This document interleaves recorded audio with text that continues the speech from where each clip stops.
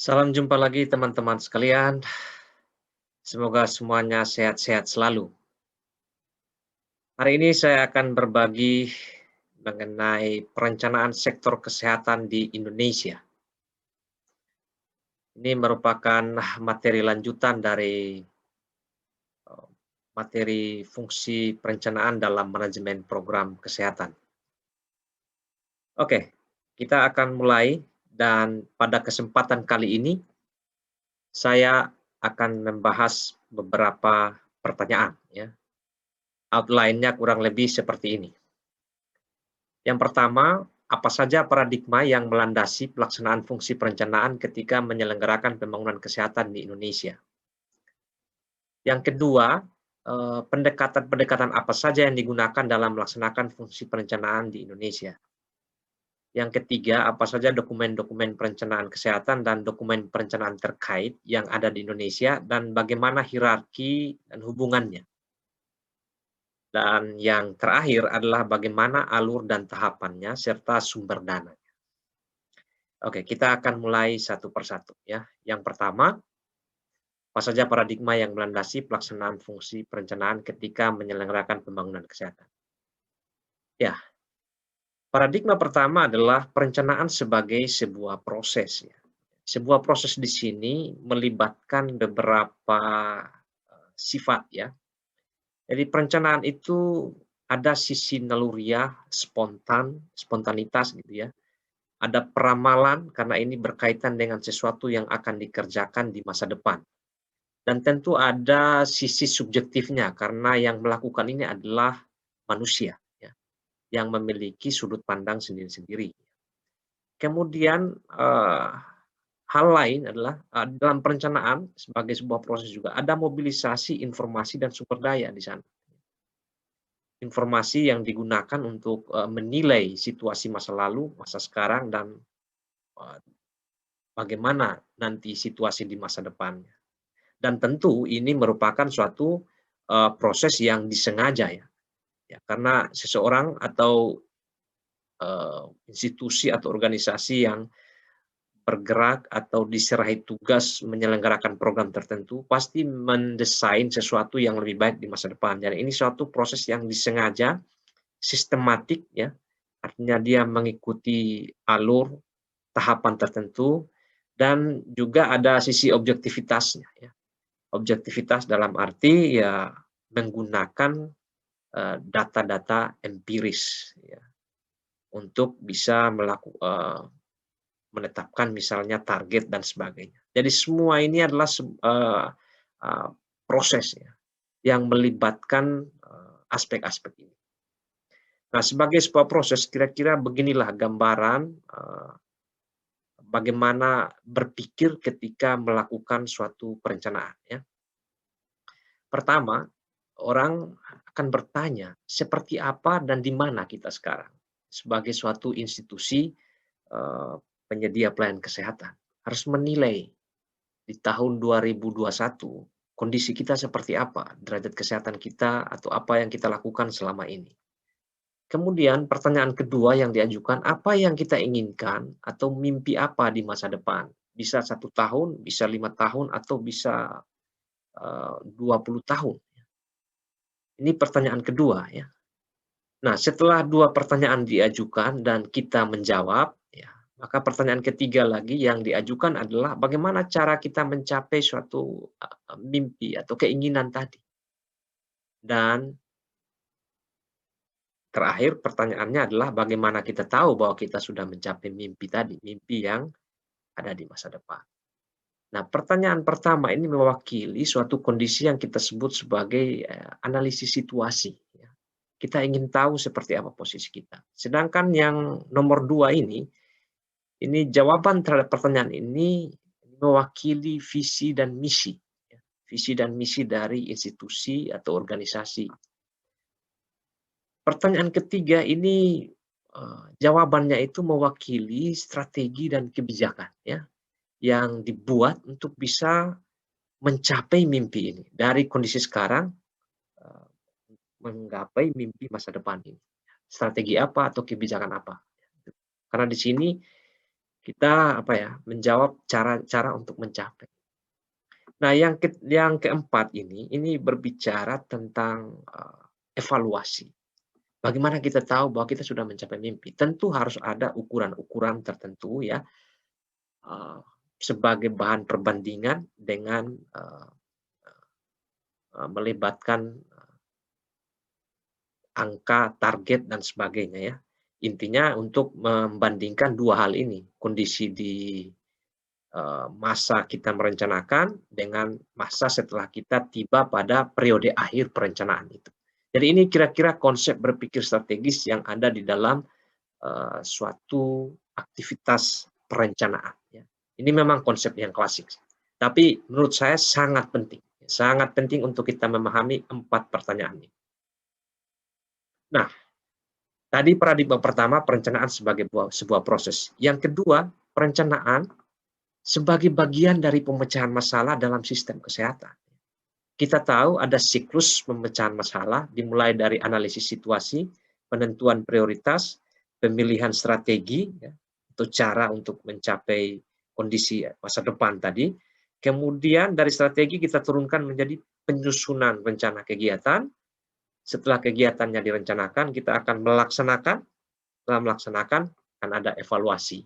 Kembali lagi ke analisis situasi. Terus, ini adalah sebuah siklus pemecahan masalah. Dan perencanaan ada di dalam siklus ini. Minimal dari analisis situasi sampai dengan penyusunan rencana. Ini bagian yang paling minimal dari suatu aktivitas perencanaan. Kalau di dalam kehidupan bernegara, lebih luas lagi cakupan dari kegiatan perencanaan. Nanti kita akan pelajari pada slide berikutnya. Ya. Jadi paradigma kedua ini, perencanaan itu bagian dari pemecahan masalah. Jangan sampai ada di antara kita yang menafsirkan bahwa perencanaan itu sebagai sesuatu yang terpisah dari pemecahan masalah. Ini bagian dari pemecahan masalah. Sehingga pada suatu saat nanti, kalau ada misalnya situasi yang perencanaannya itu berjalan sendiri dan pada periode akhir itu tidak ada evaluasi yang dikaitkan dengan pemecahan masalah, ini sesungguhnya kita berada di rel yang salah. Perencanaan yang baik, dia merupakan bagian dari pemecahan masalah. Ini paradigma kedua ya. Nah, sebagai bagian dari pemecahan masalah, ada juga paradigma yang lain. Perencanaan itu bagian integral dari suatu sistem. Ya. Sistem. Jadi di sini kalau kita belajar teori manajemen, terutama fungsi manajemen, perencanaan itu kan ada di bagian proses. Nah, proses ini tidak mungkin berjalan sendiri terpisah kalau dia tidak ada input. Karena proses ini adalah pekerjaan mengelola input atau masukan untuk menghasilkan output. Pada akhirnya output ini diberikan ke kelompok sasaran. Nah, di sana output ini berfungsi sedemikian rupa membuat membuat perubahan, efek, atau dalam bahasa sistem kita sebut sebagai outcome. Dan pada akhirnya efek itu membawa suatu perubahan yang lebih besar lagi dalam konteks yang lebih besar, lebih luas yang kita sebut sebagai suatu dampak. Nah, perencanaan itu bagian integral. Bagian integral itu maksudnya apa? Bagian yang tidak terpisahkan dari suatu sistem. Ya. Nah, karena perencanaan itu sebagai suatu bagian integral dari suatu sistem, kita juga mungkin perlu memahami apa sih masukan, proses, output ini ya. Nah, dalam kehidupan bernegara, terutama di Indonesia ini, ya, dalam undang-undang kita mengenal bahwa input itu adalah sumber daya yang memberikan kontribusi. Jadi apa yang digunakan dalam bekerja, apa yang dibutuhkan dalam bekerja itu semua masuk dalam kategori input. Ya. Kemudian dari input kita akan melakukan yang namanya kegiatan. Nah, kegiatan ini menghasilkan yang namanya output atau keluaran. Biasanya keluaran ini hanya ada dua produknya. Bisa barang, bisa jasa yang dilayani. Kalau di kesehatan ya produk bisa jadi seseorang pasien itu mendapatkan obat, mendapatkan alat kesehatan. Tapi jasa konsultasi, jasa perawatan, dan segala macam. Nah, itulah kegiatan di kesehatan. Output ini ada atau kegiatan, maksudnya begini. output ini kan hasil dari kegiatan. Kegiatan ini sebenarnya ada di dalam suatu kumpulan besar yang kita sebut sebagai program, ya. Program ini kita ukurnya dalam bentuk outcome, ya. Outcome ini apa? Manfaat yang diperoleh dalam jangka menengah ini untuk orang-orang yang menerima, ya, menerima pelayanan sebagai hasil dari output, atau dengan kata lain, hasil atau outcome itu merupakan keadaan berfungsinya output ini. Berfungsinya obat yang dipakai, alkes yang dipakai, atau jasa pelayanan penyuluhan yang dilakukan, akhirnya membuat orang mengalami perubahan perilaku, itu outcome, ya. Nah, impact ini adalah hasil dalam konteks yang lebih lebih luas, ya, lebih luas. Ini sudah ada kaitannya dengan visi misi. Jadi di sini teman-teman sekalian, ya, kita bisa lihat input itu kawinnya dengan output, gitu ya, atau paketannya dengan output, program itu paketannya dengan hasil.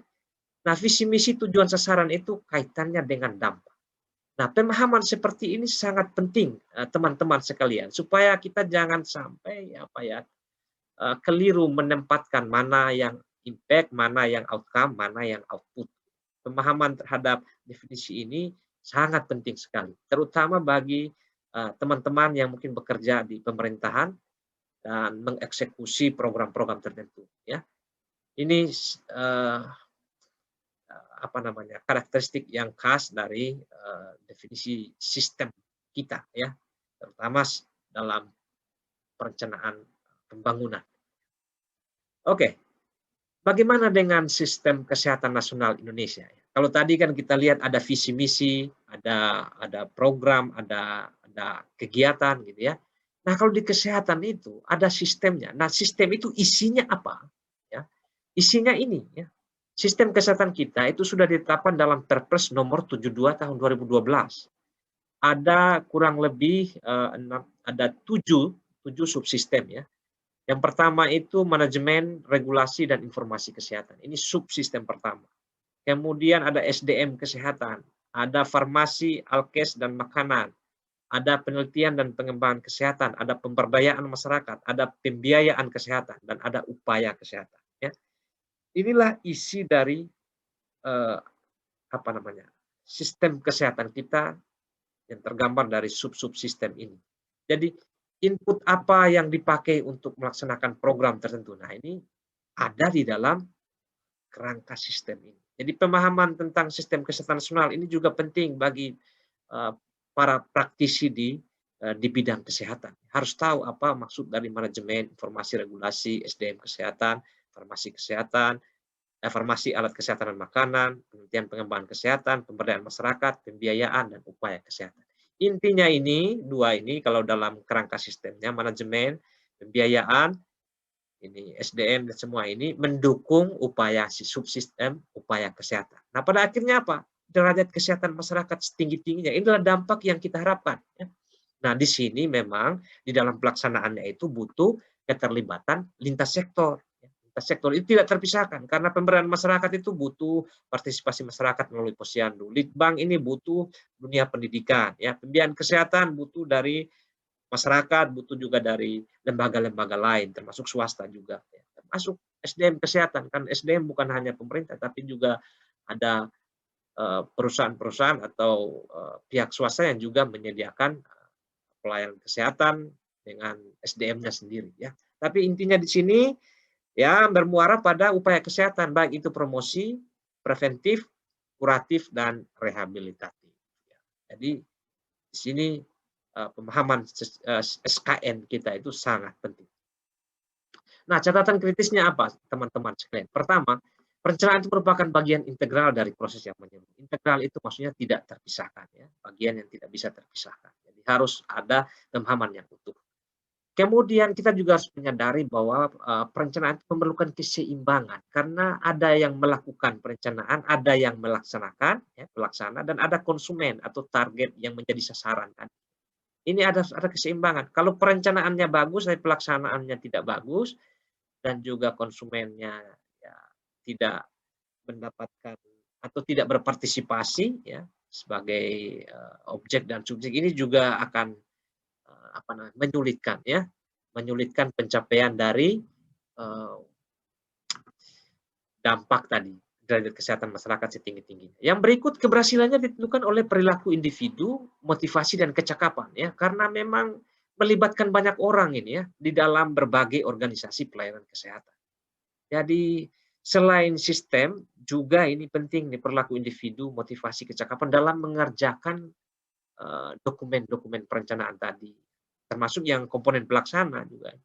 Perlu ada sistem, ada imbalan dan segala macam ya. Itu nanti kita akan, pelajari di video-video berikutnya. Yang berikut ada perpaduan berbagai teknik dan disiplin ilmu, karena begitu luasnya kesehatan dan juga dipengaruhi oleh berbagai sektor di luar kesehatan ya. Ini perlu ada, keterpaduan ya. Jadi tidak boleh menjadi bagian yang terpisah. Kita membutuhkan, teknik dan berbagai disiplin ilmu lain untuk bisa mendukung, pekerjaan-pekerjaan di sektor kesehatan. Yang berikut lagi berkesinambungan ya, plan, do, check, action.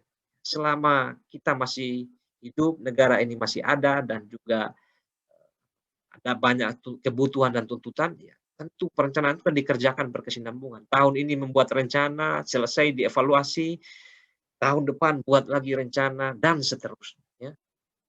Jadi ini kurang lebih 5 catatan kritis terkait dengan paradigma, paradigma perencanaan, ya.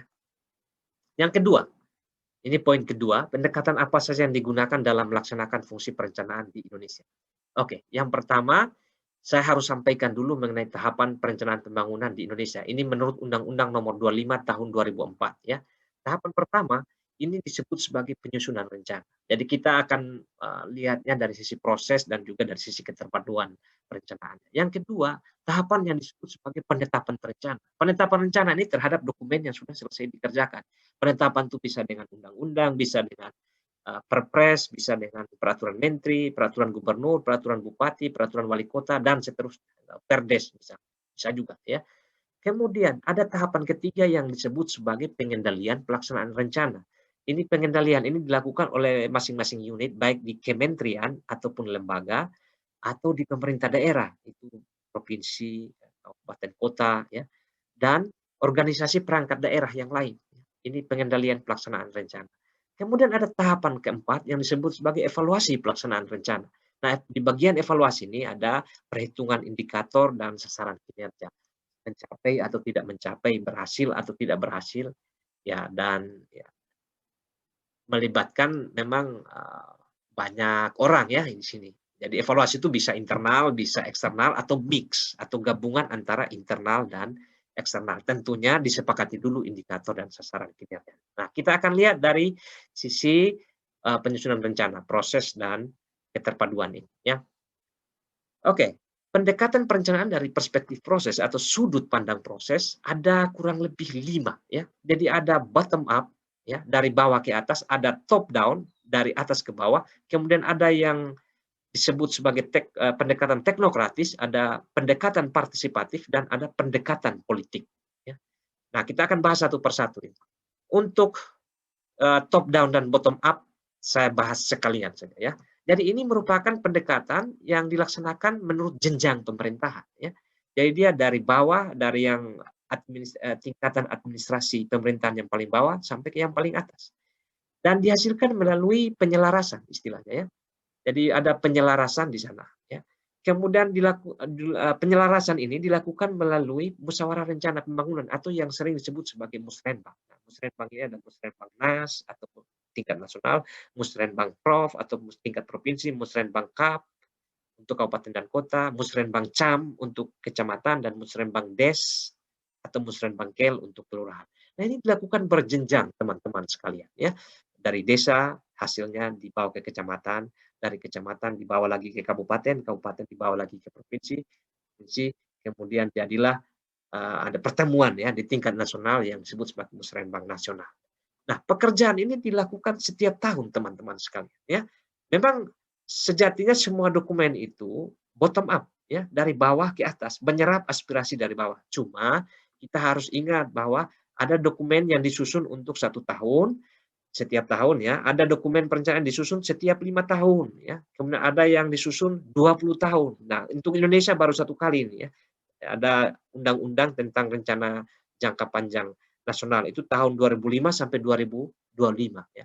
Nah, yang disebut dengan top down itu adalah penyelarasan uh, uh, kegiatan-kegiatan dalam dokumen perencanaan yang 1 tahun ini berdasarkan yang sudah disepakati di 5 tahun.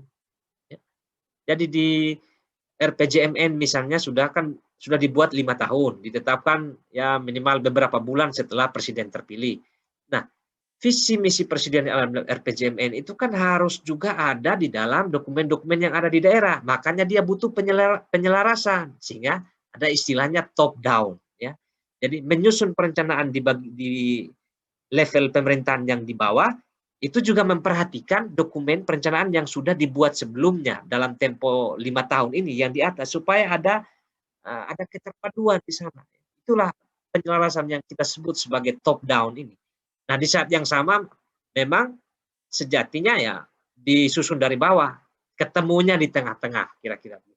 Nah, di sini memunculkan ada tantangan ya. Tantangan yang kita sebut sebagai tantangan keterpaduan. Ada tantangan keterpaduan vertikal, ada tantangan keterpaduan secara horizontal, dan ada tantangan keterpaduan temporal. Karena dokumen perencanaan ini banyak, ada yang 1 tahun, ada 5 tahun, ada 10 tahun. Jadi perlu ada penyelarasan.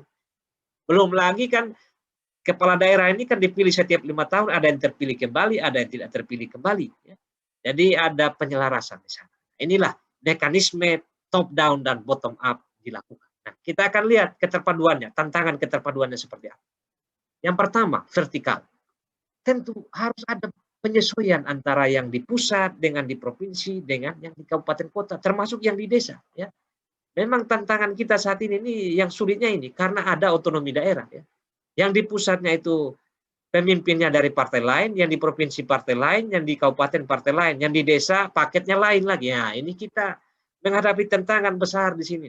Bagaimana supaya ada keterpaduan antara apa yang direncanakan di pusat dengan provinsi, ya, kabupaten kota dan desa. Belum lagi di setiap daerah itu punya karakteristik masing-masing. Nah, ini kadang-kadang menyulitkan kita. Ini satu tantangan yang kita sebut tantangan keterpaduan vertikal.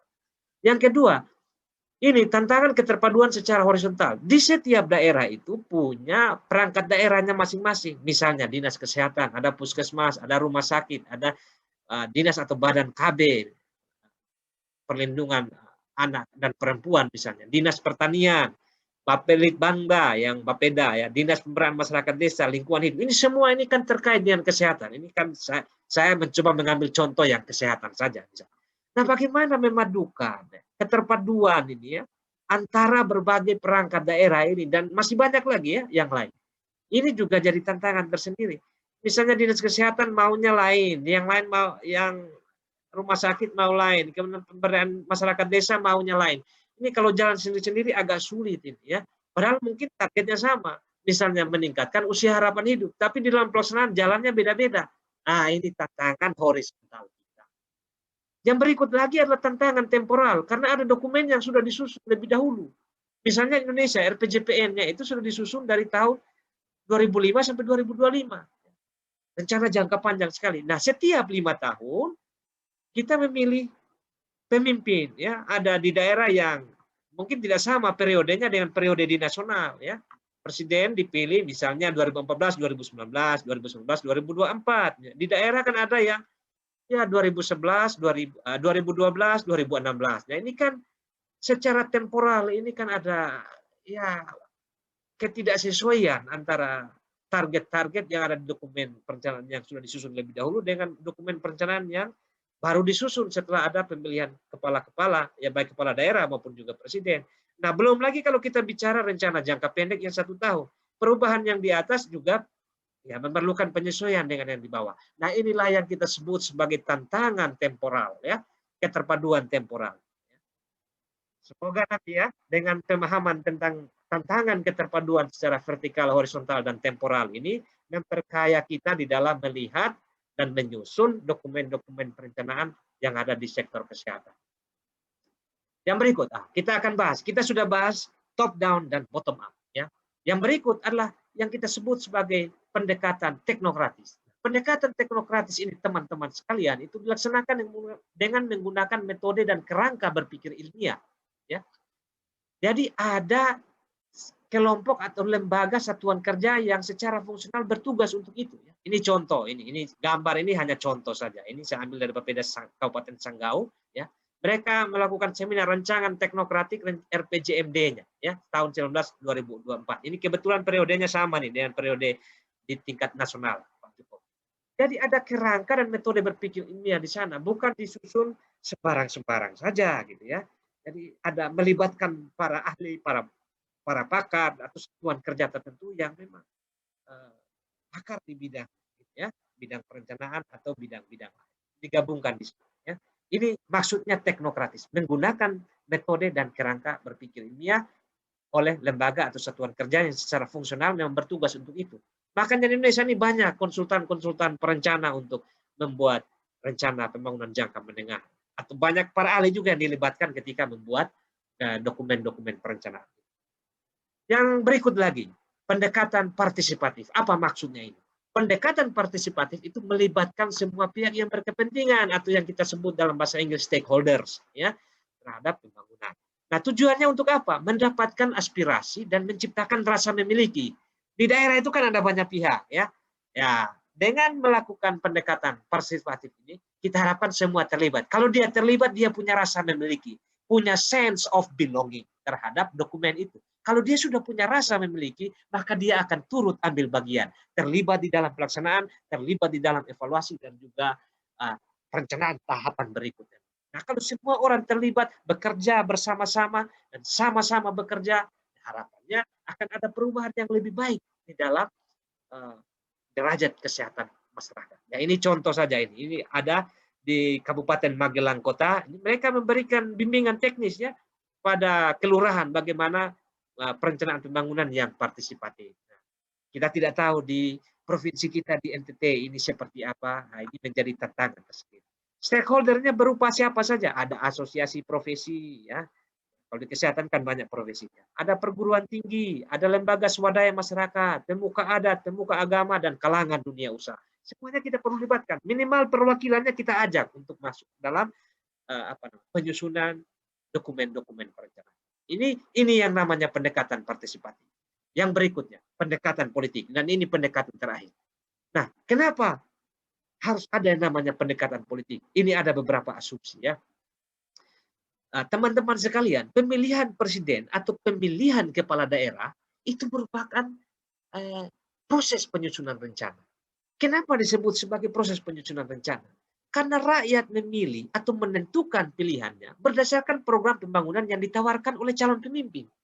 Calon pemimpin itu kan memberikan kampanye-kampanye, saya akan buat ini, saya akan bangun ini, dan segala macam. Dan orang akan memilih, dan yang terpilih itu adalah yang terbanyak. Nah, janji-janji kampanye ini harus dijabarkan di dalam agenda-agenda pembangunan. Kan sudah berjanji, sudah dipilih. Berarti kan harus direalisasikan. Nah, penjabaran dari agenda-agenda pembangunan yang ditawarkan oleh calon pemimpin ini pada saat kampanye itu harus dilakukan. Dan inilah yang disebut dengan pendekatan politik. Ya. Kadang dari sisi teknokrat kita bilang bahwa ini ya mungkin kurang cocok untuk dilakukan, tetapi sudah terlanjur ada janji kampanye politik. Nah, mau tidak mau untuk merealisasikan janji ini kan perlu ada semacam kebijaksanaan untuk bisa mengakomodasi dan merealisasikan janji-janji tadi. Ini memang konflik besar ini, ya. Ini politik anggaran, politik di dalam perencanaan ini bermain sekali di sini, ya. Apa pentingnya hikmah di balik ini, ya? Orang-orang yang mau jadi pemimpin atau yang akan berkampanye, tolonglah di bagian belakangnya itu think tank atau para pemikirnya itu cobalah merekrut orang-orang yang bisa memberikan atau menyusun janji-janji kampanye yang memang visible untuk dikerjakan. Jangan sampai janji-janjinya terlalu bombastis, akhirnya setelah masuk ke dalam dokumen perencanaan justru itu tidak bisa dilaksanakan. Oke, jadi kita sudah dari sisi proses kita punya beberapa pendekatan. Ada yang top down, bottom up, ya. Kemudian ada yang teknokratis, ada yang partisipatif, dan kemudian ada yang pakai pendekatan politik. Nah, semua ini dijalankan sekalian, teman-teman sekalian. Ini bukan pilihan, tapi ini jalannya sekalian. Bahwa ada yang kurang-kurang di beberapa pendekatan yang tidak maksimal, ya inilah tantangan bagi kita semua di dalam menyusun dokumen perencanaan yang baik. Nah, catatan kritisnya apa teman-teman sekalian? Yang pertama, kalau kita melaksanakan pendekatan-pendekatan, pemahaman akan visi misi dan tujuan organisasi itu sangat penting. Ini bukan saja organisasi dalam konteks perangkat daerah, dinas kesehatan, puskesmas, tapi juga pemahaman visi misi daerah, visi misi negara. Ya.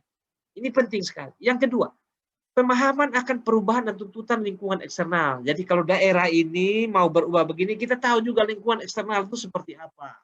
Orang lain sudah sampai ke bulan, kita masih berurusan dengan dunia okultisme misalnya. Ya. Ini penting nih. Orang lain sudah bikin kereta api, kita masih naik sepeda motor dan segala macam. Kita harus tahu mengenai tuntutan lingkungan eksternal. Perlu ada penyesuaian-penyesuaian. Yang ketiga, pemahaman akan kemampuan internal organisasi. Kita juga harus tahu diri. Organisasi kita ini mampunya seperti apa. Supaya mimpinya jangan terlalu ketinggian. Kalau terlalu ketinggian nanti sulit untuk dicapai. Pada akhirnya kecewa. Bermimpilah juga dengan mengasumsikan kekuatan kita itu berapa sih. Berapa yang mungkin kita capai. Jadi ini ada rasionalitasnya di sini. Jangan sampai terlalu tinggi. Kemudian catatan keempat adalah penguasaan administrasi atau manajemen yang efektif. Karena ini perlu kerja bersama, menggunakan orang lain untuk mencapai tujuan bersama. Oleh karena itu, ilmu administrasi manajemen yang efektif itu harus betul-betul dikuasai di sini. Ya. Oke, sekarang poin ketiga. Apa saja dokumen perencanaan kesehatan dan dokumen perencanaan terkait di dalamnya yang ada di Indonesia, bagaimana hierarki dan hubungan antar dokumen. Nah, ini kira-kira kalau boleh saya ringkas untuk teman-teman sekalian. Setiap lembaga itu kan punya tujuan. Nah, kalau di kesehatan itu kan tujuannya itu tidak lain, tidak bukan meningkatkan derajat kesehatan setinggi-tingginya kan begitu ya. Nah, kita lihat lembaga di kesehatan itu ada puskesmas, ada rumah sakit, ada dinas kesehatan. Nah, dinas kesehatan ini kan di bawah pemerintah daerah, ada provinsi, kabupaten, kota, ada kementerian kesehatan, ada pemerintah pusat ya. Ini kalau di Indonesia, kalau tambah lagi secara global kan ada WHO lagi kan, ya. Tapi saya cantumkan yang di Indonesia sajalah. Ini yang penting-penting gitu ya. Nah, dokumen apa kalau yang 1 tahun? Di puskesmas ada RUK, RPK dan atau POA ya, Plan of Action. Di rumah sakit ada rencana kerja bagi yang belum BLU ya. Kemudian yang sudah BLU biasanya disebut sebagai rencana bisnis dan anggaran. Di kesehatan ada Renja, rencana kerja untuk yang 1 tahun ini ya. Pemerintah daerah namanya rencana kerja pemerintah daerah RKPD ya. Kementerian Kesehatan ada rencana kerja kementerian RKKL, kementerian lembaga gitu. Pemerintah pusat ada yang namanya rencana kerja pemerintah. Ini sorry ini kesalahan ketik. RKP ya. Ini yang 1 tahun dikerjakan dari Januari sampai dengan Desember ya. Untuk tahun yang akan datang. Tahun ini kan melaksanakan yang sudah direncanakan tahun lalu. Ini yang 1 tahun. Nah, penyusunan yang 1 tahun ini teman-teman sekalian, itu harus mempedomani dokumen perencanaan yang 5 tahun ini. Makanya ada yang bottom up, maksudnya yang top down tadi. Ya. Di puskesmas, membuat RUK harus melihat juga rencana 5 tahun yang telah disusun sebelumnya. Membuat di rumah sakit rencana kerja atau RBA perlu melihat rencana strategisnya, strategi bisnisnya rumah sakit, ya. Dinas Kesehatan perlu melihat renstra-nya kalau menyusun rencana kerja. Pemerintah daerah, kalau dia bikin RKPD 1 tahun, dia harus melihat rencana pembangunan jangka menengah daerah, RPJMD. Kementerian Kesehatan, dia menyusun rencana kerja kementerian harus melihat rencana strategis kementerian yang 5 tahun. Demikian pula pemerintah pusat, waktu menyusun rencana kerja pemerintah harus melihat rencana pembangunan jangka menengah nasional yang 5 tahun. Nah, yang 20 tahun bagaimana? Puskesmas tidak punya, rumah sakit juga tidak punya, dinas kesehatan juga tidak punya, secara garis lurus ini ya, tidak punya ya. Pemerintah daerah punya yang namanya rencana pembangunan jangka panjang daerah atau RPJPD. Jadi kalau menyusun RPJMD harus melihat RPJPD. Demikian pula Kementerian Kesehatan menyusun rencana strategis kementerian harus memperhatikan rencana pembangunan jangka panjang kesehatan RPJPK yang disusun selama 20 tahun ini. Pemerintah pusat juga demikian, RPJMN harus melihat rencana pembangunan jangka panjang nasional yang Indonesia itu 2005 sampai 2025. Jadi kita ini ada di RPJMN yang terakhir sekarang dari rencana pembangunan jangka panjang nasional. Jadi inilah teman-teman dokumen perencanaan dan dokumen yang terkait ya. Kalau khusus di kesehatan itu ada di bagian sini dan di bagian Kementerian Kesehatan. Nah, ini saling berkaitan semuanya ini ya.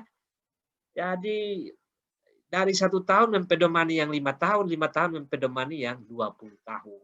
Pemahaman yang seperti ini penting sekali waktu kita melihat bupati kampanye atau gubernur kampanye, presiden kampanye. Mestinya larinya ke sini semua nih, rencana pembangunan jangka panjang nasional nih kalau presiden. Kalau presiden dan juga mungkin kementerian ya.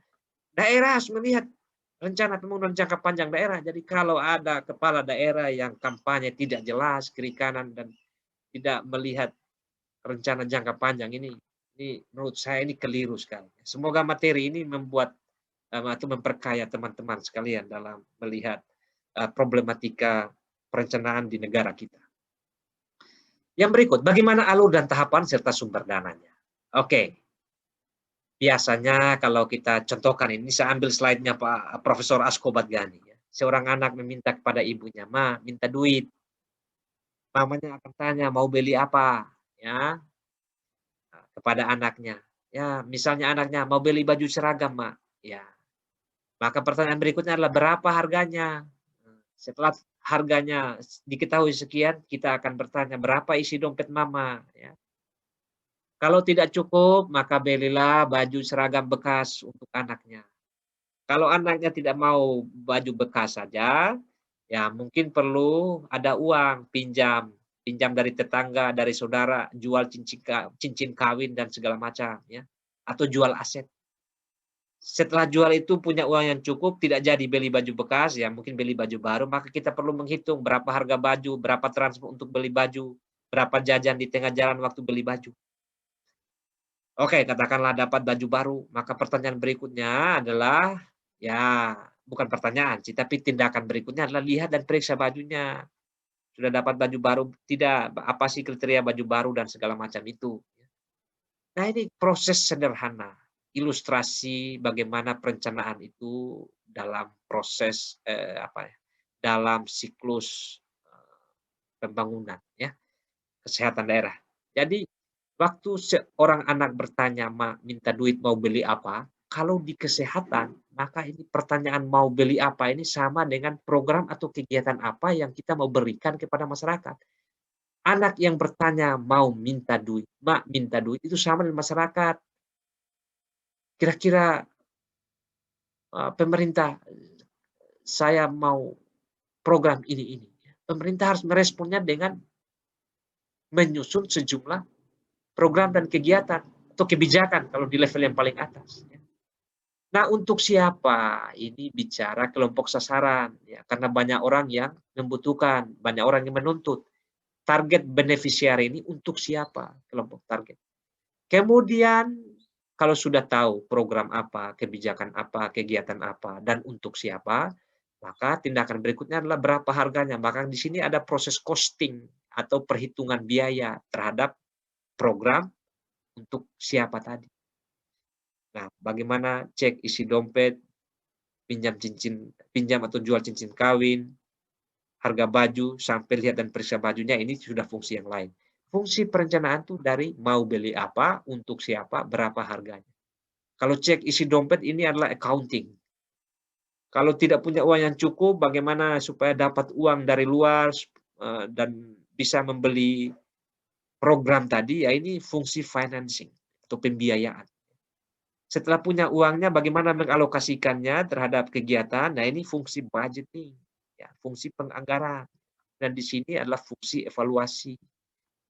Nah, kita harus membedakan betul perencanaan dengan fungsi-fungsi yang lain. Nah, perencanaan itu mengambil tempat di sini. Mau beli apa, untuk siapa, dan berapa harganya. Nah, ini konsep dasar, ilustrasi sederhana yang mengantar kita kepada alur dan tahapan dari perencanaan. Nah, sebelum memahami itu, kita harus tahu juga di Indonesia ini urusan pemerintahan itu sudah dibagi-bagi. Sejak ada otonomi daerah, kalau dulu di zaman Soeharto itu masih sentralisasi. Sekarang sudah desentralisasi. Nah, bagaimana desentralisasi itu dibagi? Ini 3 urusan, ada absolut, ada konkuren, ada pemerintahan umum. Absolut ini hanya dikerjakan oleh pemerintah pusat, kalau dia kesulitan yang ada dekonsentrasi sedikit, dikasih ke gubernur atau instansi vertikal di provinsi. Kalau yang konkuren, ini dikerjakan bersama, baik yang wajib maupun yang pilihan. Kalau ini kan sebagai pemerintahan umum ya, presiden bertanggung jawab untuk seluruh proses pemerintahan. Nah, perhatian kita pada yang ini, wajib dan pilihan. Untuk urusan konkuren yang ada 2, wajib dan pilihan. Pilihan ini misalnya kelautan, pariwisata. Pilihan itu bisa dikerjakan, bisa tidak dikerjakan, tergantung daerahnya. Nah, kalau yang wajib ini harus, ya. Nah, wajib ini dibedakan lagi jadi 2, ada pelayanan dasar, ada non pelayanan dasar, ya. Yang pelayanan dasar itu pendidikan, kesehatan, PU, perumahan rakyat, ketentraman, ketertiban umum, linmas, dan sosial. Yang non pelayanan dasar ini tenaga kerja, ya, dan seterusnya, admin, KB, ya, penanaman modal, dan seterusnya, banyak hal, ya. Nah, yang menarik di sini teman-teman sekalian, ya, untuk yang konkuren ya memang perlu ada pembinaan dan pengawasan, ya, bimbingan dan pengawasan dari pemerintah. Jadi bukan berarti desentralisasi itu raja kecil berkuasa sendiri, tidak. Ada bimbingan dan pengawasan, dan khusus pelayanan dasar itu ada penetapan standar pelayanan minimal di sini ya. Makanya ada SPM bidang pendidikan, SPM bidang kesehatan, SPM bidang PU, SPM bidang sosial, dan seterusnya. Ini SPM ini wajib ini. Harus 100% karena ini wajib pelayanan dasar. Nah, kalau yang non pelayanan dasar memang ini ada istilahnya NSPK ya, norma standar prosedur dan kriteria. Itu nanti, penentuannya beda lagi. Tapi ini yang menarik, kesehatan itu adalah urusan pemerintahan wajib yang didesentralisasikan dan merupakan kategori pelayanan dasar dan ada SPM. Ini harus dipahami oleh semua, tenaga kesehatan yang melakukan perencanaan, ya. Ini filosofi di balik ini, desentralisasi. Jadi harus terpenuhi SPM yang 100% ini, dan kesehatan ada di situ, ya. Jadi jangan main-main dengan perencanaan di kesehatan. Oke, dari pemahaman ini mengantar kita kepada ini, contoh kalau di daerah, perencanaan penganggaran APBD. Kita tahu ada RPJMD 5 tahun, harus mengacu kepada RPJM, ya, RPJMN ini sebenarnya, ya. Kemudian ada RKPD-nya, rencana kerja pemerintah daerahnya, ya. Nah, ini harus RPJMD ini harus dijadikan acuan untuk membuat Renstra SKPD atau Renstra perangkat daerah, Renstra Dinas Kesehatan. Dinas Kesehatan menyusun yang SKPD, ya. Kalau di pemerintah kan ada RKP, kalau di pemerintah daerah ada RKPD yang 1 tahun. Nah, prosesnya terus seperti ini sampai dengan akhir tahun, gitu ya. Nah, saya tidak jelaskan yang ini karena ini masuk, penganggaran ini. Yang perencanaan tuh sampai di tahap ini nih, RKPD atau Renja SKPD atau Renja OPD, Renja PD, ya. Kalau di pemerintah pusat ada RKP, ya. Nah nah, teman-teman sekalian ya, kalau kita lihat dalam suatu periode, perencanaan 1 tahun itu ya, Musrenbang Des itu Januari, kecamatan itu Februari, ya. Terus forum SKPD atau forum PD itu Maret. Musrenbang kabupaten kota itu masih Maret, terus ini ya, sampai dengan penyusunan DPA SKPD, ya. Nah, kita penetapan RKPD bulan Mei ini adalah satu periode perencanaan. Kalau di sini sudah masuk, eee, kalau di sini dari 6 sampai 13 ini sudah masuk dengan penganggaran, ya. Kalau yang 1 sampai 5 ini masuk perencanaan.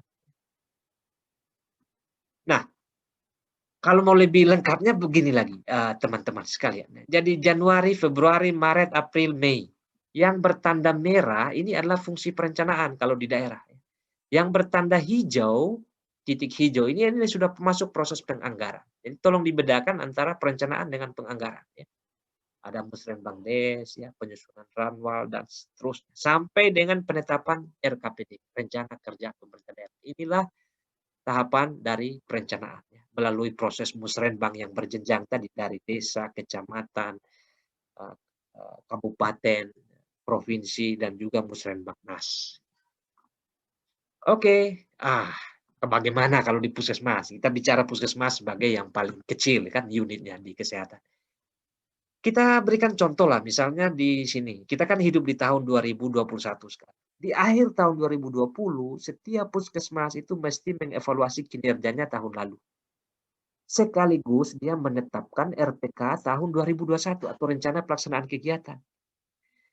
Nah, Selama tahun 2021 sampai dengan 2022, berarti dia bekerja menyusun dokumen perencanaan yang 1 tahun ini, untuk tahun 2022. Di 2021 ini dia sudah RPK-nya dia sudah punya, tinggal laksanakan saja. Di 2021, selain melaksanakan RPK, juga membuat dokumen perencanaan. Dan dokumen perencanaan untuk 2022 ini harusnya sudah selesai di bulan Maret 2021. RUK-nya minimal sudah selesai di sini. Supaya nanti dia masuk ke perencanaan yang di daerah, Musrenbang ya. Seharusnya finalisasi RUK 2022 Puskesmas pasca Musrenbang Can dan Musrenbang. Kalau terlambat, nah ini akan bergeser semua, terlambat semua. Sama juga dengan yang di sini tadi. Kalau terjadi keterlambatan penetapan RKPD juga akan terlambat di dalam proses penganggaran. Jadi itulah susahnya kalau perencanaan tidak tepat waktu. Ini di puskesmas. Nah, ini saya contohkan saja kalau kita mau ini apa ya, lihat bagaimana teman-teman di kesehatan itu berproses. Di dusun kan ada musrenbang, kepala dusun misalnya di desa yang ada dusun. Tapi umumnya kita start dari desa sih, musrenbang desa atau lurah. Orang-orang di puskesmas atau tenaga-tenaga di puskesmas pembantu biasanya terlibat di sini ya, dalam merencanakan kegiatan dan program yang mendukung sektor kesehatan. Puskesmas juga ketika masuk ke musrenbang mesti terlibat di sini. Terlibat. Nah, di saat yang sama puskesmas kan perencanaannya dimasukkan ke dinas. Di dinas sendiri, ini khusus untuk KIA ya teman-teman.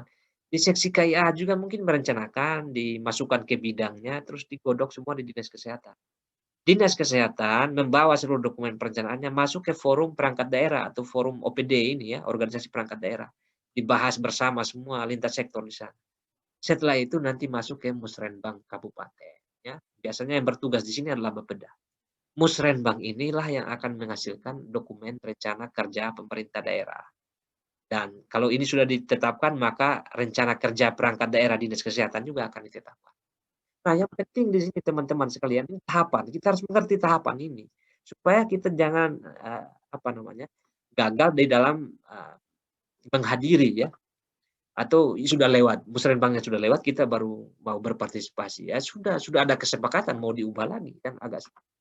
Nah, waktu pelaksanaan kadang-kadang ini sering terlambat atau sering tumpang tindih.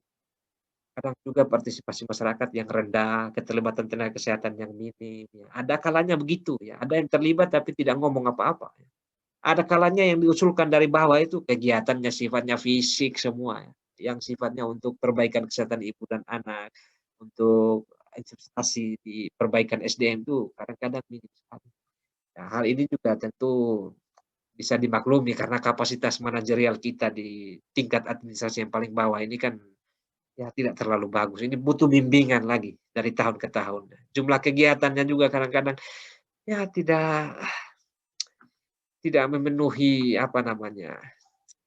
standar yang ideal gitu ya. Kemudian ada juga kelemahan kita mungkin kurang mengadvokasi. Kadang-kadang kita protes ketika sudah jadi RKPD-nya, padahal kita lupa bahwa di sini perlu ada keterlibatan ya. Kalau sudah jadi dokumen ini kan butuh bongkar ulang, itu prosesnya agak lama. Mendingan strategi yang bagus, kita advokasi, kita masuk dari Musrenbang Des, dikawal sampai kecamatan dikawal, di Musrenbang Kabupaten juga dikawal ya. Pada akhirnya sudah ada di dalam dokumen RKPD. Gitu. Nah ini penting sekali, ini contoh saja bagi teman-teman sekalian ya. Oke, bagaimana sih? Kalau perencanaan itu kan harus uang ya, artinya kita butuh sumber dana. Kita harus tahu juga sumber dana. Jadi APBN misalnya ada dana yang disebut sebagai tugas pembantuan. Cuma penting untuk kita tahu cirinya ya. Kalau tugas pembantuan ini biasanya kegiatannya, menunya itu sudah diatur pusat dan biasanya ini tidak kontinu. Kadang ada, kadang tidak ada. Dana JKN, nah ini kan diatur pusat. Itu nanti masuknya ke BPJS, tapi ini kontinu. Termasuk bantuan sosial, KIS, PKH, dan segala macam. Ini sifatnya kontinu. Tapi menunya diatur pusat, jadi kita susah di daerah mengutak-ngatiknya. Ya. Kemudian dari provinsi ada dana bansos, ini kadang-kadang tidak jelas. Ada provinsi yang menganggarkan bansos, ada yang tidak. Ya. Ada dana dekonsentrasi, ini dana dari pusat juga yang dikasih ke provinsi. Tapi biasanya dia itu sempit. Artinya sudah diatur, menunya sudah diatur pusat dan provinsi, dan tidak kontinu. Kadang banyak, kadang sedikit dana dekonnya. Ya. Kadang ada ke kabupaten mungkin juga tidak ada. Kalau di kabupaten ada dana alokasi umum, ya. Biasanya ini untuk bayar gaji pegawai. Jumlahnya memang tidak terlalu berubah karena ada beberapa variabel. Yang utamanya adalah jumlah penduduk. Jadi habis bayar gaji pegawai dulu baru dialihkan ke program. Jadi kalau DAU-nya kecil, biasanya daerah-daerah itu sulit. Dan alokasi khusus, misalnya untuk kesehatan, ada fisik dan non-fisik. Kalau yang fisik itu bangun gedung, beli alkes, obat, dan segala macam, itu dana alokasi khusus yang fisik. Yang non-fisik dan operasional itu misalnya dana BOK, bantuan operasional kesehatan. Tapi ini juga menunya sebagian diatur oleh pemerintah pusat. Besarannya relatif berubah ya, bergantung advokasi juga. Kadang-kadang advokasi dari daerah bagus ya dapat dananya besar. Tapi menunya, artinya kita tidak boleh apa namanya, tidak bisa seenaknya mengatur pembelian. Beda kalau uangnya punya kita sendiri, kita bebas mau beli sepatu, mau beli topi, mau beli apa terserah gitu. Tapi kalau ini menunya cenderung diatur oleh pusat ya. Ada dana bagi hasil, ini bergantung kontribusi daerah. Daerah yang punya kontribusi ke pusat, daerah tambang ya pasti dia akan punya banyak, tapi daerah yang bukan tambang ya susah dapat dana bagi hasil. Atau dana bagi hasil cukai hasil tembakau misalnya, itu juga tergantung daerahnya punya sumbangan cukai hasil tembakau atau tidak. Kemudian ada dana pajak rokok ya. Dana pajak rokok ini juga dipakai untuk ini apa ya, 50%-nya untuk kesehatan dan penegakan hukum ya. Nah, jumlahnya itu bergantung pada konsumsi rokok masyarakat. Semakin banyak konsumsi rokok masyarakat, maka semakin banyak juga dana pajak rokok yang dikumpulkan. Cuma ini sudah diatur 50%-nya untuk kesehatan plus penegakan hukum ya. Nah, sisanya untuk yang lain gitu ya. Nah, ini yang paling bagus nih, pendapatan asli daerah ya. Kenapa ini paling bagus? Karena decision space atau ruang untuk memanfaatkannya lebih lebar. Ibaratnya itu uang kita sendiri, kita bebas mau beli apa saja gitu. Tapi sayangnya ini jumlahnya relatif kecil. Tidak seperti yang lain-lain ini. Mungkin jumlah besar tapi menu diatur oleh sebagian besar sudah dikunci oleh pusat. Nah, ada juga dana dari external agencies ya, atau lembaga-lembaga donor, bisa berupa hibah ya. Ya, cenderungnya ini memang donor driven ya. Mereka sendiri yang atur misalnya di bidang air minum, di bidang apalagi sanitasi misalnya ya. Berarti bergeraknya di situ. Kita yang di daerah ini hanya tinggal menyesuaikan saja. Ada juga alokasi dana desa, ini dari kabupaten di ADD ya, dari APBD kabupaten ya. Dan ada juga dana desa yang ditransfer dari kementerian melalui melalui pemerintah kabupaten. Ini memang continue atau terus ya, cuma itu sudah lagi-lagi decision space-nya itu ruang kewenangan untuk memanfaatkan itu sedang ya. Dan jumlahnya juga ya untuk ukuran kita saat ini memang relatif kecil. Satu-satunya yang paling mudah dimanfaatkan, bisa dipakai untuk beli apa-apa itu, decision space yang lebih lebar itu adalah pendapatan asli daerah. Sisanya ini belanja. Kalau mau belanja sudah diatur, kamu hanya boleh belanja ini, belanja ini. Yang ini tidak bisa dibelanjakan dari sini. Yang bebas itu yang ini sudah, pendapatan asli daerah. Nah, ini ciri penting dari sumber-sumber dana. Jadi kalau mau bikin perencanaan, lihat juga sumber dananya itu, kita mau pakai sumber yang mana sumber dananya ya. Karena ini ada ciri pentingnya. Jangan sampai kita salah memasukkan sumber dana, pada akhirnya tidak bisa diakomodasi nanti kebutuhannya. Nah, pada akhirnya teman-teman sekalian ya, ini di bidang kesehatan itu ya, terutama kesehatan masyarakat ya, UKM Public Health itu memang dia berbeda dengan UKP yang clinical medicine. Jadi kalau kita membuat perencanaan harus memperhatikan dua sisi ini ya. Kalau di public health memang ini mencegah penyakit, kecacatan, memperpanjang masa hidup, tapi melalui ini through organized community effort ya. Ini melalui usaha komunitas yang terorganisir dengan baik gitu ya. Jadi mobilisasi masyarakat lintas sektor, regulasi itu melalui promosi kesehatan ya dan seterusnya ini. Ini core atau inti dari public health. Sementara di clinical medicine UKP itu dia lebih beratnya ke sini, disability dan rehabilitation. Dia sedikit yang health promotion ya. Kalau UKM justru lebih banyak yang health promotion sampai di sini ya. Sampai di specific protection. Dia lebih sedikit yang ini. Yang dari early diagnosis sampai dengan rehabilitation ini. Nah, ini saya kutipkan dari slide-nya Profesor Ascobat ini ya. Nah, dari sini kita bisa lihat polanya teman-teman sekalian. Ini seperti sayap burung ya. Ini konsep yang diperkenalkan oleh Profesor Ascobat ini. Konsep seperti sayap burung ya. Dan kesehatan masyarakat itu tidak bisa membaik tanpa 5 upaya holistik tadi ya. Promotif, preventif, surveillance, maksudnya early diagnosis, diagnosis dini dan pengobatan segera, itu prompt treatment. Ini tidak akan bisa Kesmas ya, tanpa 5 upaya ini secara holistik ya. Jadi ibaratnya itu kalau ini tadi disebut sebagai sayap burung ya, kalau lihat ini burungnya, burung burung elang lah begitu ya. Nah, menurut Profesor Ascobat, elang tidak bisa terbang tanpa mata yang tajam untuk mengarahkan, ini matanya. Tanpa 2 sayap yang mengepak kuat ya. Itu burung tidak bisa terbang tanpa 2 sayap itu. Tanpa badan yang memberi kalori, artinya yang ada isi kalori di dalam ya, ada energi di sana. Tanpa paru-paru yang memberi oksigen, ya, paru-paru, apalagi paru-paru burung. Tanpa kaki yang kokoh. Jadi, apa namanya, upaya kesehatan kita atau derajat kesehatan masyarakat kita, itu sulit kalau seandainya tidak, apa namanya, tidak komprehensif atau tidak menyeluruh terkait dengan 2 aspek ini, UKM dan UKP ya. Nah, seperti ini ilustrasinya teman-teman ya. Jadi ada UKM di sayap sebelah, ada UKP di sayap sebelah. Di sini giatnya promotif preventif ya, melalui UKBM, upaya kesehatan berbasis masyarakat, Posyandu dan Pospindu dan lain-lain. Dan ini pembangunan yang berwawasan kesehatan. Di sisi lain, sayap yang lain itu ada pelayanan primer, pelayanan individu itu. Rawat jalan, rawat inap di rumah sakit, di puskesmas atau di balai pengobatan dan lain-lain. 2 sayap ini. Kalau hanya berat di sini, tidak ada sayap ini, burung tidak bisa terbang. Hanya punya ini, tapi tidak ada yang ini, juga burung tidak bisa terbang. Ya. Nah, disinilah pentingnya perencanaan ya. Di tengah-tengah ini kan yang menggerakkan sayap ini kan dinas kesehatan, rumah sakit, puskesmas, dan juga dinas-dinas lain atau lembaga swadaya yang lain yang memberi energi untuk ini.